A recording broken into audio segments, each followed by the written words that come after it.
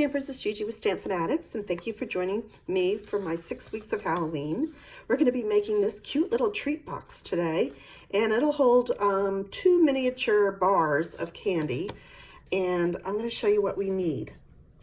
We're using the Tags new polymer set, and it is a bundle that comes with the dies that cut, and it also has snowflakes and pumpkins and hearts that you can use to pop up inside of these images. So here's how I'm going to do it. Let me take my set, and I'm just taking out the Halloween. Now in this set they have Halloween, they have let's do it this way, Christmas, and they also have Valentine's Day. But you're going to get 3 tags in a row. But sometimes we don't always need 3 tags, so I'm going to show you how to get around that. Now, normally I could just go ahead and stamp this, and then I can take the matching die, and I would just put it right on top like that, after I stamp my image right on top, and it would cut all 3 out. But I only want 1 today, so let me show you what I'm doing. I'm going to take my black memento ink, and I'm going to go ahead and stamp the image, and I'm just inking up the one I want to use. Okay, and I'm going to go ahead and let me put a little paper under here, because I think I've inked up past it. I'm just going to go ahead and stamp that 1 stamp on there. Then I'm going to go ahead and take that die, and I would just put it right over the image and run it through my cutting machine. And that's what I went ahead and did here. Okay, then I went ahead and I stamped it again on a piece of pumpkin pie. And this one, let me show you what I'm doing. I'm going to take my scissors and just cut out the word Halloween. And right about there, take off the ends. So I just have the word Halloween, and I'm going to go ahead and pop it up right there on that tag.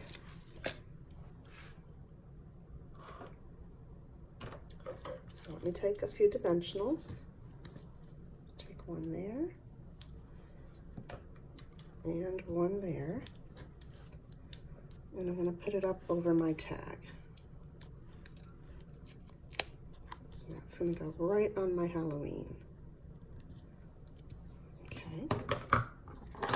Now, I also took another piece of my pumpkin pie cardstock, and this measures 6.5 by 4.5. I'm going to bring in my scoring tool, and we are going to put our paper in on the 6.5 inch side. And I'm going to score it at 1 inch, 1.5, 4, and 4.5. And I'm going to turn it, and I'm going to score at 1/2 inch, and then again at 4 inches.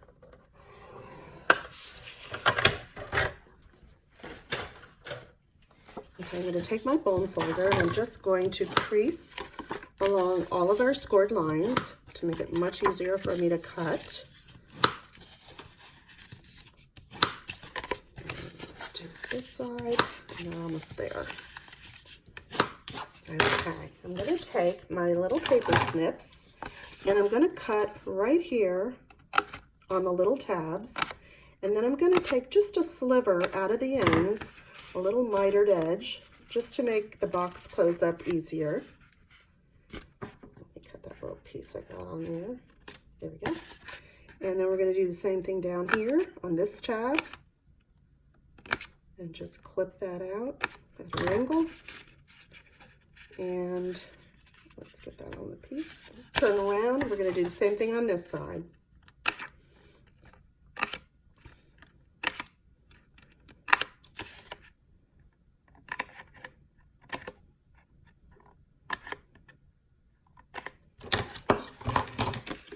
That should do it. Let's clear that off.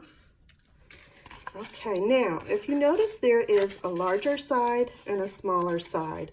This is going to be the bottom of our box, and the top will close over like that. So what I want to do is, let's bring in my little mat, and I'm just going to use snail for the sake of time. You might want to use a stronger adhesive, and I'm just going to put some tape on my tabs.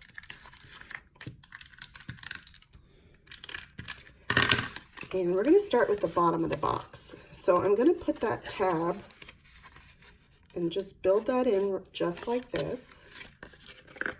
Let me get that a little bit of glue. I kind of went too far. There we go. And we're just going to build it up like that. And that's the bottom.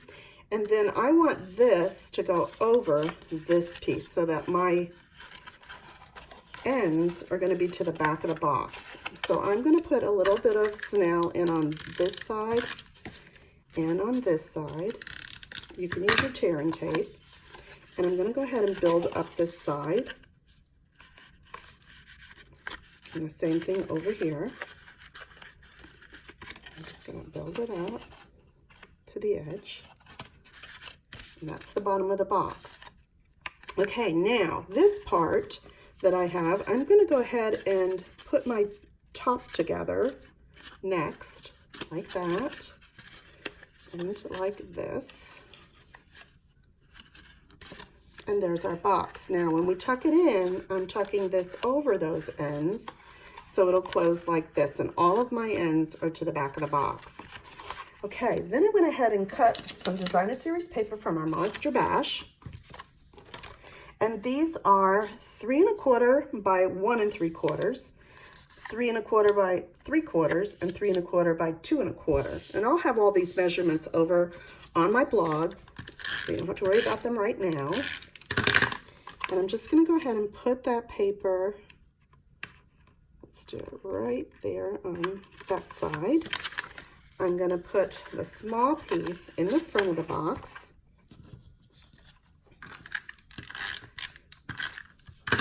Straighten that out. There we go.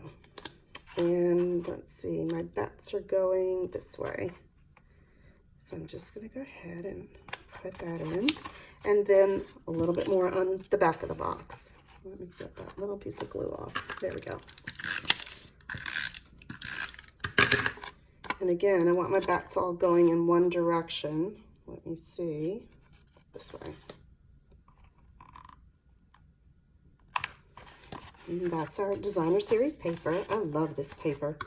And then what I'm going to be using now is some of my Grapefruit Grove ribbon. And this was in our annual catalog last year, so I'm using it still. And it matches really nice. I'm going to go ahead and tie a bow on the front here, but towards the top. And you'd go ahead and put your candy in first, so it would make it a little bit easier. I don't have my Halloween candy yet, so I'm just going to do it empty for now. But see, that's why I'm tying it in a bow, so I can open it and put my candy in later. So that's okay. All right, let's see. Am I getting this through here? There we are. And I just want to fix my bow. About the same height. Trim it off. All right. Okay, I'm going to use 2 more Stampin' Dimensionals. And I'm going to put it on each side so that the ribbon will be in the middle, and the ribbon will be able to move around if I want to move it or shift it and make it higher or lower. So I'm going to put it right on the either side there. And that way this will still shift up or down where I want to put it. Now, because this is made for a tag, I'm going to take one of my rhinestones. Let's see, let's get a medium size, I think will do. And I'm going to put it right on the top for a little bling. And this is my U-Pick-It tool that I'm using. Great tool for picking up things small. And that's our box. Isn't it cute? You can just like make a ton of these for an event, or if you have special trick-or-treaters coming to your house that you'd like to give an extra special treat to. Thank you for joining me today for this. Don't forget, you can get these at September 4th. You can get them out of the holiday catalog with Stampin' Up! And just shop with me at StampFUNatics.com and use my current host code in September, and I'll send you out a special thank you. Thanks and have a great day.